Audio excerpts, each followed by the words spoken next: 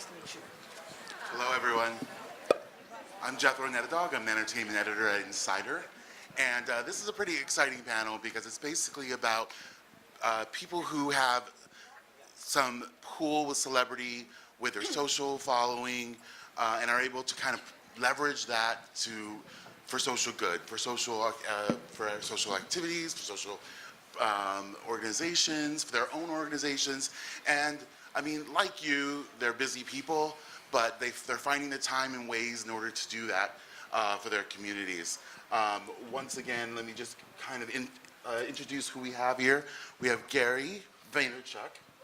He's the founder of VaynerMedia, which owns PureWow. We have Hanna Jaff. Hanna Jaff is a cast member on Netflix's Made in Mexico, and she's the founder of the Jaff Foundation for Women. We have model Flaviana Matata. How you doing? She is, of course, a model, but she also has her own organization and businesses, and that help the community.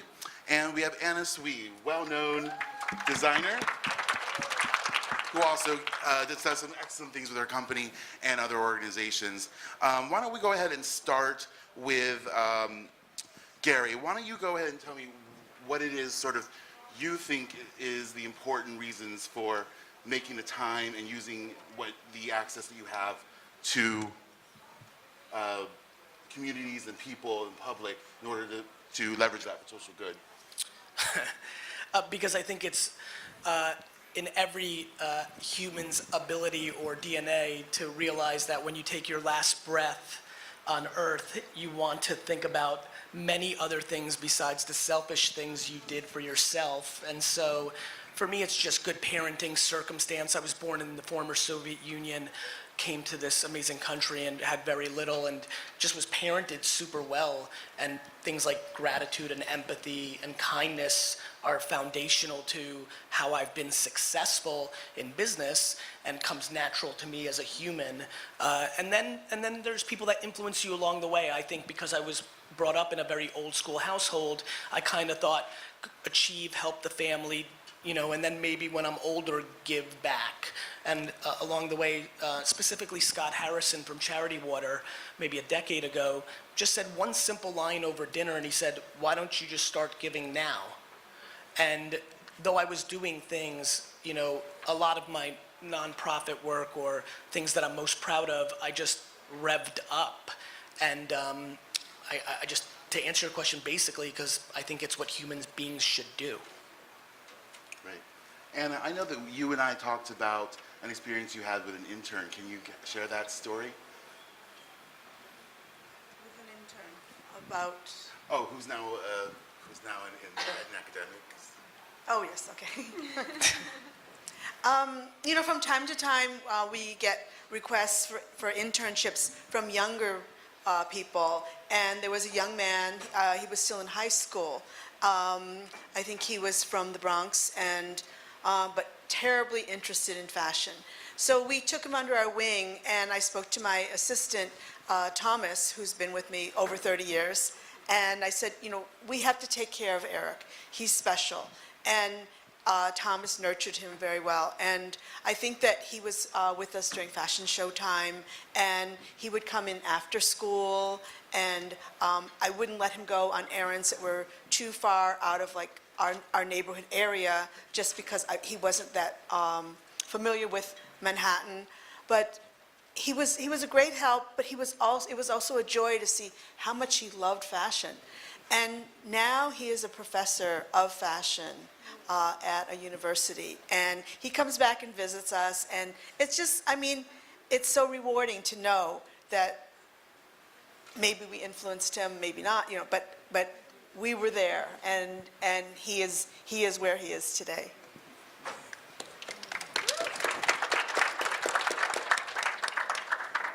And when we were talking about the levels in which one can give back when they have a name that they can leverage. And you were telling me about what I wanted to sort of give everyone a tool, because they're busy as well. What you consider when you're trying to decide what you would put your name behind, the considerations you make. As you can imagine, we get a lot of requests, and it's just impossible to say yes to everything. And again, Thomas always reminds me, you know, you're going to be really busy then. I don't think you can commit the time. And Cerebral Palsy, the Cerebral Palsy Foundation came to me and asked me if I would mentor their fashion show. The year that they asked me, 2 years ago, I was busy preparing an exhibition, and I just didn't literally have any time to do it. But I said, ask me next year. And so this year I did work with students from all 3 design schools in the New York area, Parsons, FIT, and Pratt. And there were 6 students, and we designed clothing for disabled mentors. They made a great selection of people that were either spokespeople or students or even models and actresses that had disabilities. And we had great sessions working with them, getting together, especially the initial one, I think was really like kind of broke the ice. We sat down with them, we let them talk about what they aspired to as far as fashion. And I was really nervous because I didn't really know anything about cerebral palsy. And I thought, you know, I don't want to say the wrong thing. I don't want to propose the wrong thing. And I just wanted to like learn what it was that their needs were. And there was a young fellow, and the first thing he said was, well, you know, I just want to look good. You know, like, well, to put it bluntly, I want to look hot. And I thought, okay. Just like all of us, and like that totally broke the ice and made it so much easier to relate to it all. And I think I just learned so much from that experience. And each time we got together, it was just kind of like meeting up with old friends. And it was a fantastic experience. Thank you. Flaviana and Hanna, you both have created, you created a business, Flaviana. You created a foundation that were really inspired by the way that you grew up. Flaviana, why don't you tell us about how you kind of made it instrumental in deciding how to create your business that also sort of solved the problem from where you grew up? I think, you know, that they say, to whom much is given, much is required. However, you don't have to be a celebrity to be able to do social good. For me, I started the business and the foundation as my way of giving back to my community. It's like a thank you because of all the blessing that I've been given. And first of all, it's the problem that I saw around my communities. I have another business line. I'm from Tanzania. We didn't have any local-owned brand, and everything that was available was super expensive, so only a certain class of women could afford that. So I thought about those women who can travel or they don't have money to buy these expensive brands. I made a research and found out they're using all these nail polishes that are full of toxic chemicals. So I came up with a line. Not only is going to be affordable, but very good quality, but we're also using nails as a way of empowering young women in Tanzania.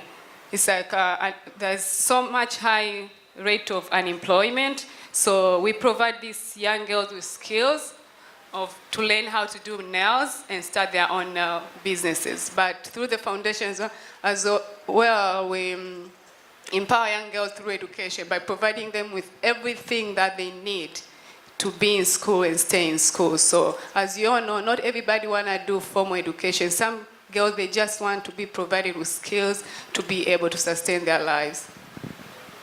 Great. Thank you. What I love about that story is that she started with any business wants to look for the problem and solve it, right? And the problem she solves also sort of creates some opportunity in her home. So it's great. I love that story. And I think now people are more aware of what they're putting their dollars into. So I think it's very important for people when you're starting a business to make an impact, because you can't just be making money from people and you're not giving back to the community. Hanna, why don't you tell us how you set on your path to creating your foundation? Okay, well, I'm Mexican, and Catholic, and my father is Muslim Kurdish, and my whole life I was very close to refugees and immigrants. From my dad's side, we would go to Iraq, we would help Syrian refugees, and from my mom's side, I was always with immigrants and shelters and helping and volunteering. So I have relatives that are both refugees, and I have relatives that are both immigrants as well. And how I started to post on social media, and I was starting to spread awareness about it, and how much hatred and division and discrimination immigrants and refugees have suffered. So I decided to be a voice for them. And many people would say, well, why do you donate and then post a picture? It's not about bragging or showing off that you helped an immigrant or a refugee. It's to spread awareness.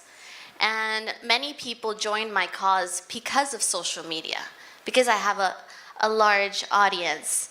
And this is why I decided to be a voice for refugees and immigrants. I actually, in my spare time, I started to write a book, a self-taught English book, because I saw how many of these refugees and these immigrants couldn't communicate. Something so simple as ordering food or getting around, learning English. So in my spare time in these refugee camps, I would donate my book to them. And many of them, once they got to their country where they were settling, they were just looking for better opportunities. And I swear that if one of you and all of us together unite and respect and have tolerance and work together to help them, not one of us will say no and not welcome a refugee into this country. Because you have no idea how many stories, how much suffering and pain refugees go through. And all my clothing line is about is we are all human. Despite your gender, despite your age, despite your skin color, despite your religion, despite your sexual orientation, despite your culture differences, we are one. And that's my world peace movement that I'm doing throughout it.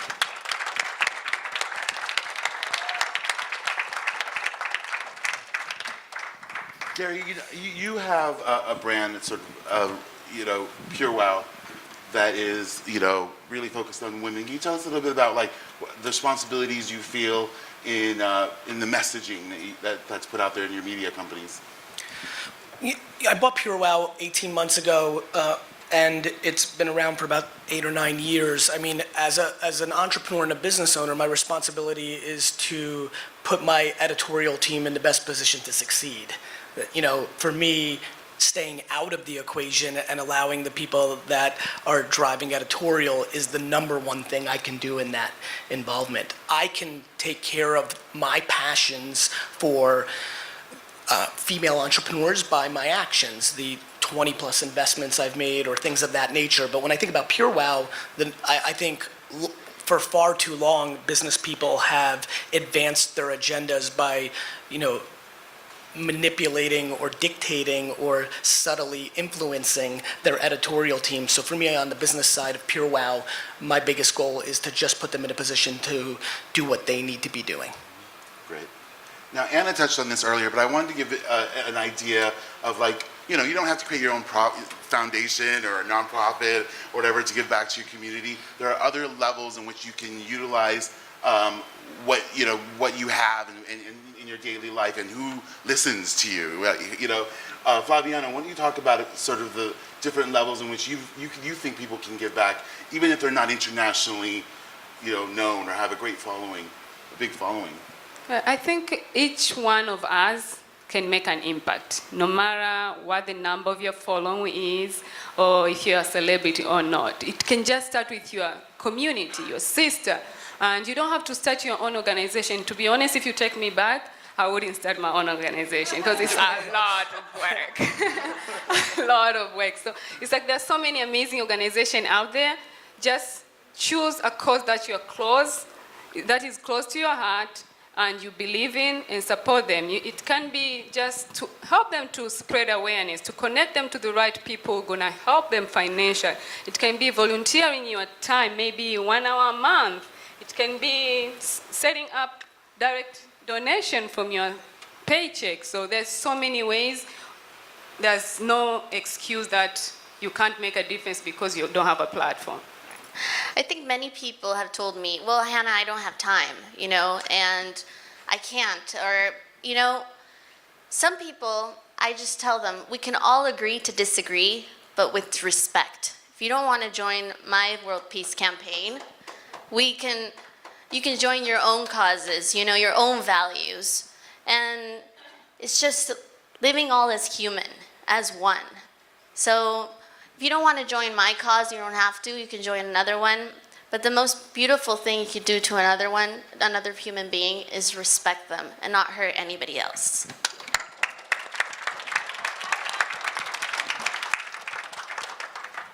All right, we have 1 more minute, so anyone that wanted to add anything before we go?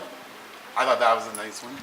I'll add a little bit to that. I think one of the most interesting things that I'm observing, something for food for thought as we leave, is my favorite thing that's happening in the time that we're living is that everything is being documented. I am flabbergasted by people's inability to understand how historically incorrect they will be when we look back at comments. And so I just want to remind everybody here, every single thing you're doing and saying is being documented at scale, and one day you're going to have a conversation with your grandchildren. I always tell people, be proud of that book. That's Social right. media, you can use it as your book for a good impact. That's right. But you have to be able to look back and be proud of what you put out there. Amen. Thank you, everyone. Thank you. Thank you to Anna Swee, Hanna Jaff, Gary Vaynerchuk, and Flaviana Matata. Thank you. Yeah, I guess so.